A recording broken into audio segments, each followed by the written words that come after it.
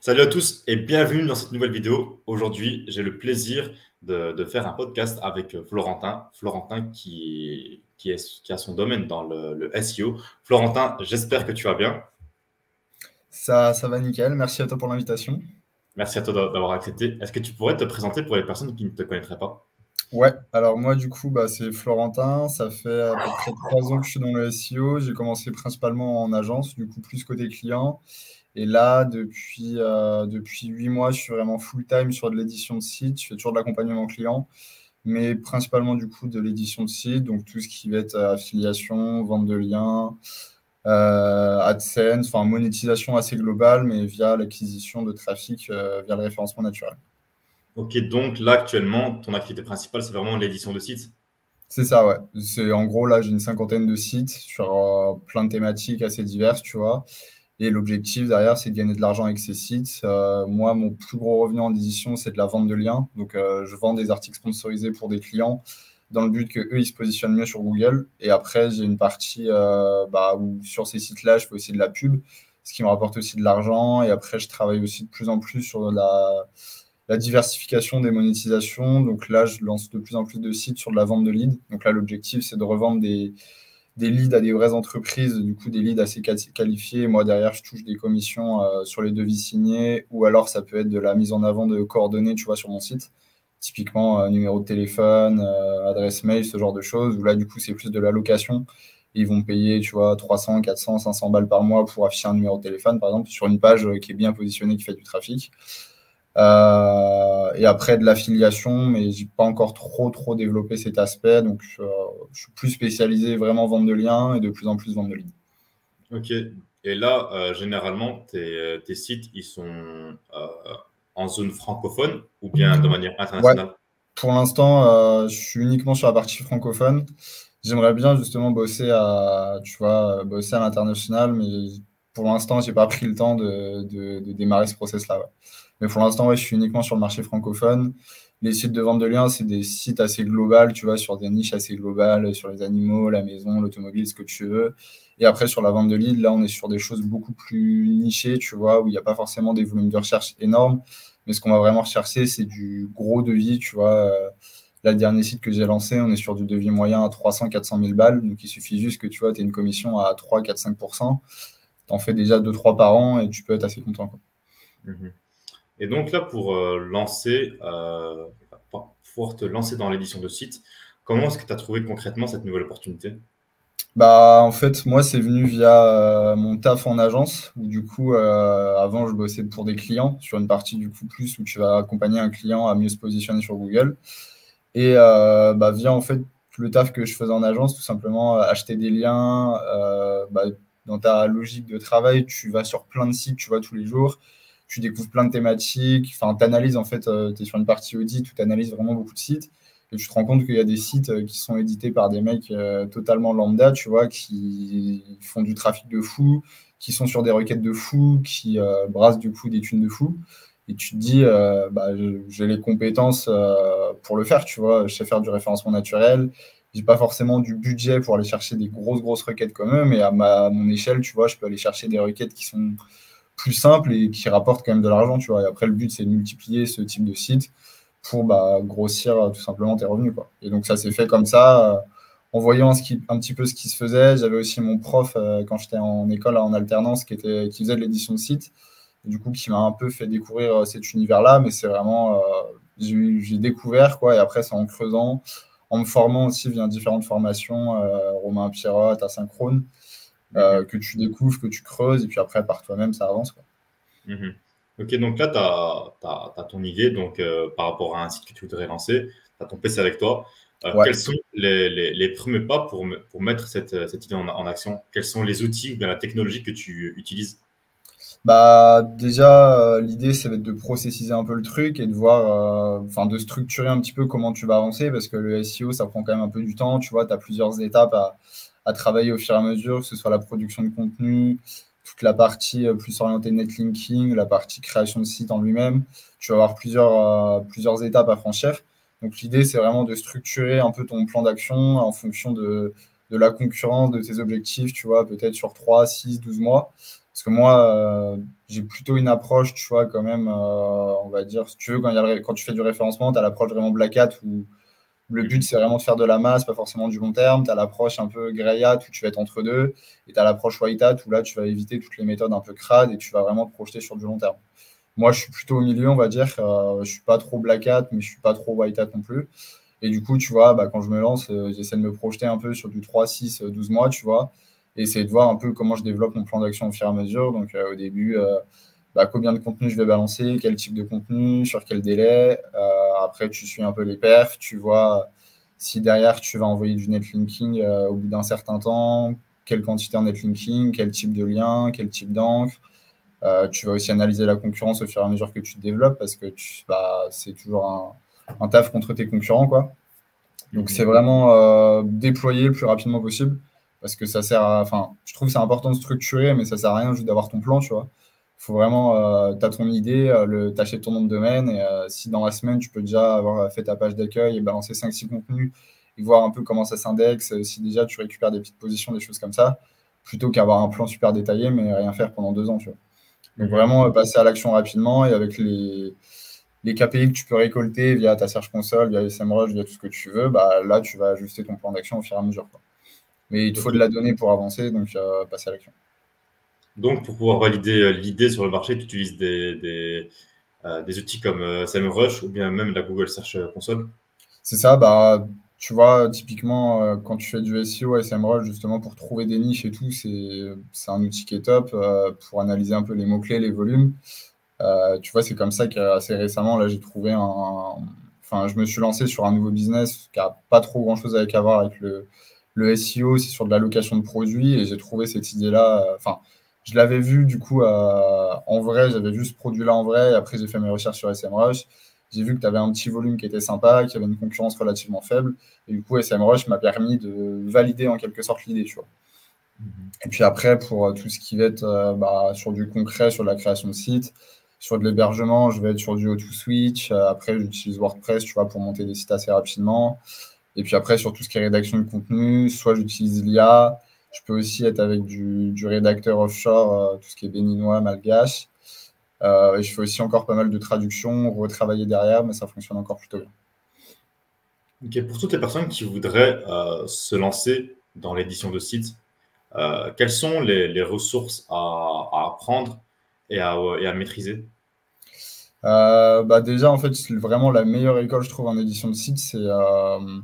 Enfin, au début, le but, c'est quand même, si tu pars vraiment de zéro, c'est quand même d'agréger un peu d'informations. Donc, tu as vraiment, justement, ceux que je citais, Romain Pirotte, Asynchrone. Tu as beaucoup de vidéos gratuites sur YouTube qui peuvent te permettre d'apprendre les bases, tu vois. Et après, vraiment, le truc, c'est de se lancer, tu vois. Même si tu sais que ton premier site, si tu pars vraiment de zéro, il y a assez peu de chances que ce soit un gros succès, tu vois. Tu te lances, tu vas monter ton site WordPress, tu vas galérer. Tu vas balancer tes premiers contenus, ça va être de la merde, ça va pas s'indexer, mais tu vois, tu vas passer à l'action et tu vas comprendre un peu mieux les choses. Parce que après, je pense que tu peux acheter une formation. Mais pour moi, ça n'a pas trop d'intérêt d'acheter une formation dès le début. Ça va pas forcément t'encourager, je trouve, tu vois, à vraiment avancer derrière et tout. C'est vraiment passe à l'action, teste, fais ton premier site. Tu vas te casser la gueule à plein d'endroits, tu vas comprendre des choses par toi-même. Et c'est là aussi où tu vas comprendre un petit peu comment fonctionne globalement l'algorithme de Google. Et puis, une fois que tu as compris un petit peu les différents points, comment un contenu il s'indexe, en combien de temps, pourquoi il se positionne bien, pourquoi mon concurrent il se positionne mieux que moi, alors que j'ai mieux bossé que lui, une fois que tu auras compris un peu tous ces aspects-là, tu vas pouvoir avancer un petit peu plus sur des choses un peu plus techniques, passer plus dans le concret et avoir un peu plus de résultats. Tu vois. Et en termes de ressources pures, bah, tu as vraiment tout ce que je te disais, YouTube, où là, tu as vraiment plein de ressources. Tu as Paul Vonjon aussi, de plus en plus, qui fait des trucs plus orientés consultants, mais c'est intéressant aussi. Tu as Twitter aussi, où il y a beaucoup de monde dessus sur la partie référencement naturel et sur plein d'autres choses d'ailleurs, mais ça peut être intéressant aussi d'aller voir sur Twitter pour récupérer plein d'aspects un peu techniques, parler avec des gens aussi, parce qu'il n'y a pas de science exacte, tu vois, dans le SEO, donc le but, c'est vraiment de parler avec ceux qui ont déjà fait les choses, et puis en théorie, c'est une communauté plutôt cool, tu vois, où il y a de l'entraide, donc c'est comme ça que tu avances au fur et à mesure, quoi. Ça demande du temps, mais l'apprentissage est relativement simple si tu t'en donnes les moyens. Ouais, mais donc là, on va dire que tu as essentiellement réussi sur certaines parties, mais tu as souvent eu des périodes où ça ne marchait pas comme tu veux. Donc, notamment par rapport à certains concurrents qui faisaient peut-être un travail moins, comment dire, élaboré que toi, mais que tu voyais pas de réels résultats comparés à eux. Mm. Qu'est-ce que tu as fait dans ce cas-là? Ouais, bah, typiquement, ce que tu dis, c'est généralement quand tu commences, tu vois, tant que tu n'as pas tes process, un peu tes méthodes, bah, tu lances des choses et là, ça fonctionne pas forcément. Et là, c'est ce que je disais. Bah, moi, du coup, je suis passé par l'achat de formation que je trouve intéressant, mais tu vois, bah, je sais pas si toi, par exemple, tu consommes pas mal de formations, et moi, typiquement, j'achète des formations que je vais jamais ouvrir, tu vois. Donc, c'est un peu dommage.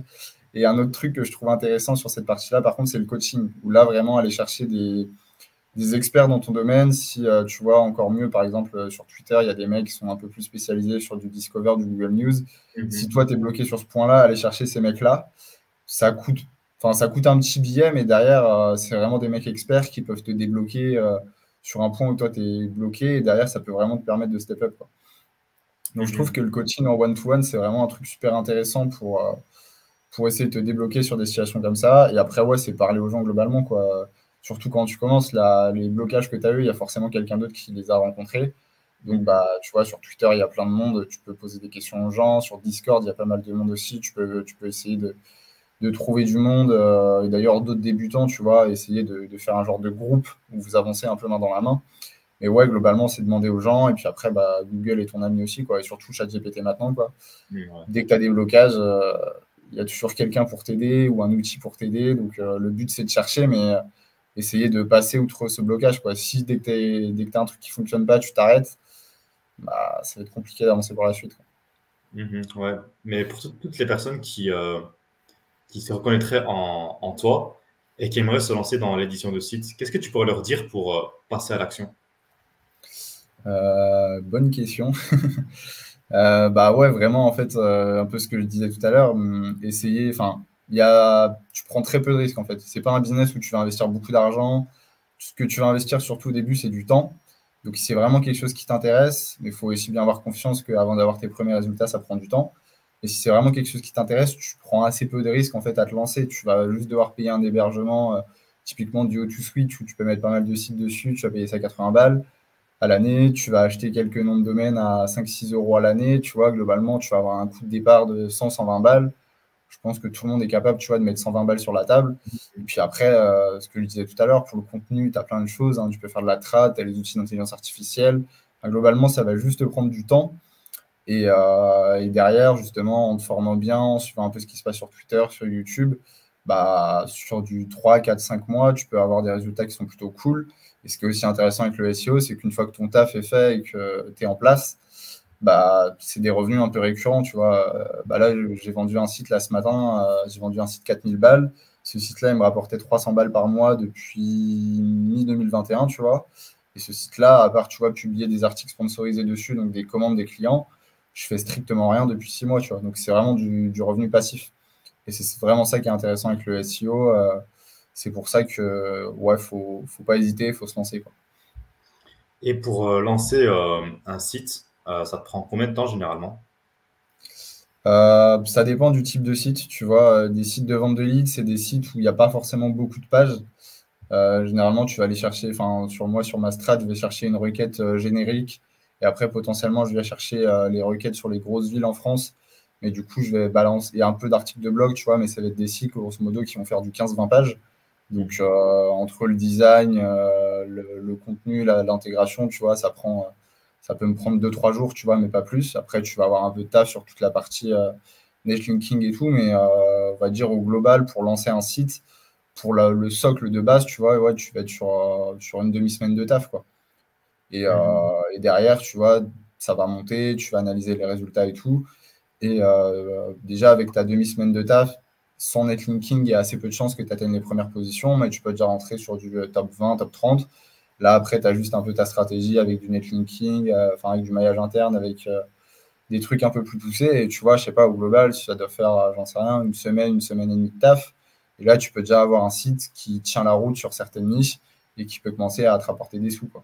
Donc, c'est vraiment de l'investissement en temps, pas forcément en argent, du moins beaucoup, et derrière, des résultats qui peuvent être cool. Après, ouais, ça dépend vraiment de la typologie de site que tu veux lancer, quoi.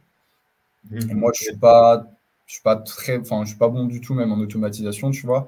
Mais il y a des mecs qui peuvent lancer 50 sites par jour avec 500 pages, tu vois. Ça dépend des strats, ça dépend de plein de choses. Ouais, je vois. Mais là, dans ce cas-là, vu que toi, tu fais un peu plus de travail manuel plutôt que de l'automatisation, comment est-ce que tu scales une niche? Bah après, c'est délégué en fait. Tu vois, à partir du moment où il y a un truc qui fonctionne bien, bah tu essaies de. Moi, je délègue principalement, tu vois, avec des VA, des offshore au Bénin, choses comme ça. Mhm. Et l'idée, c'est de. Bah, c'est un peu ce que je suis en train de faire en ce moment là pour mon business de vente de liens. C'est vraiment de processiser tout ce que toi tu veux déléguer. Moi, je souhaite quand même garder des étapes que je qualifie comme clés, tu vois, dans la strat. Donc, genre la recherche de mots-clés, la recherche d'expirés, choses comme ça. Par contre, toute la partie intégration des contenus, rédaction des contenus, relecture, densification des contenus, ça, c'est un truc que tu peux tout à fait déléguer, où tu n'as pas forcément, toi, une grosse valeur. Et donc, voilà, l'idée, c'est vraiment, tu vois, je fais un loom où j'explique vraiment le process. À côté, le mec, il a aussi un fichier PDF avec vraiment étape par étape son truc.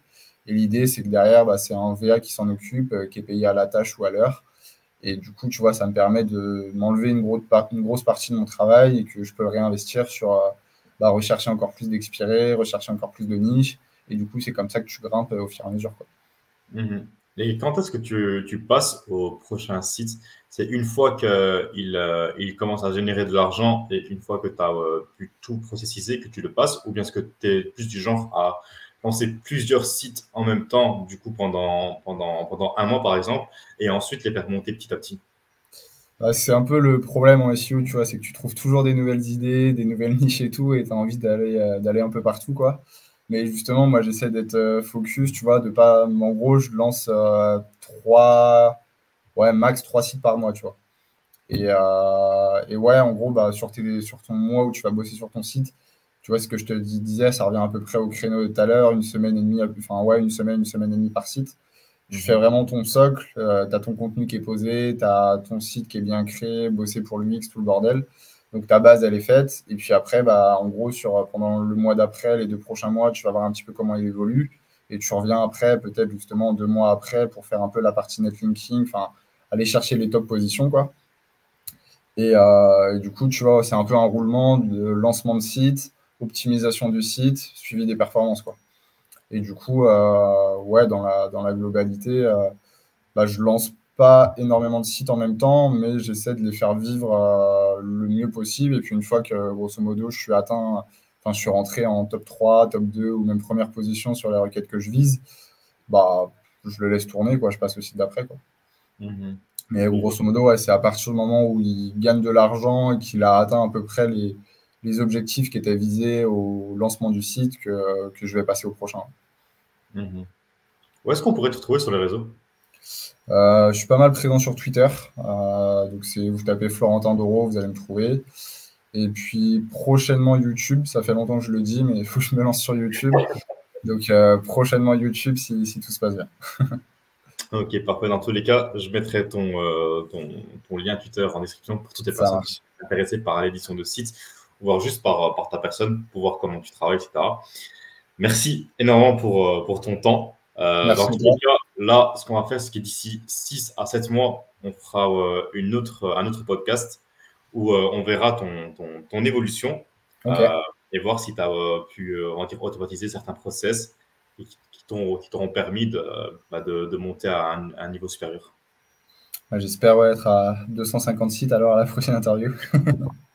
On espère. Merci à toi, Florentin, pour aujourd'hui. Merci à toi. Salut. Salut, salut. Du coup, les gars, voilà, c'est la fin de ce podcast. J'espère qu'il vous plaira. Là, nous avons vu donc l'édition de sites. Si vous avez aimé ce podcast, n'hésitez pas à aimer, à commenter, à vous abonner à la chaîne, à me suivre sur les réseaux et aussi à suivre Florentin sur son Twitter. On se retrouve pour un prochain podcast. À très bientôt. Salut.